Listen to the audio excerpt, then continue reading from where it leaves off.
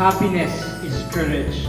Ang tapang na tumawa sa harap ng takot, ang lakas ng loob na yakapin ang bukas kahit hindi mo alam kung ano ang darating. At kung may lugar sa Pilipinas na saksi sa ganitong uri ng kaligayahan, Itogon yon. Itogon, nakilala sa mina ng ginto, ay may isa pang mas mahalagang yaman. Ang mga mamamayan nitong ginintuan ang puso.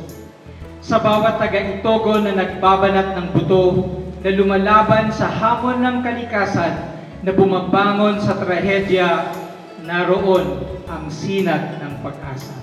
Dahil dito, ang Cebuana Luwalier sa hangaring itaguyod ang tunay na halaga ng kasiyahan at tibay ng loob ay inilunsad ang Search for the Happiest Pinoy. We are proud in Cebuana Luwalier na dito po sa Itogon natin ginawa ito sa kauna-unahang pagkakataon. Yes, Itogon is known for gold, but today, let us all remember, ang tunay na ginto ng Itogon ay hindi lamang nasa ilalim ng lupa.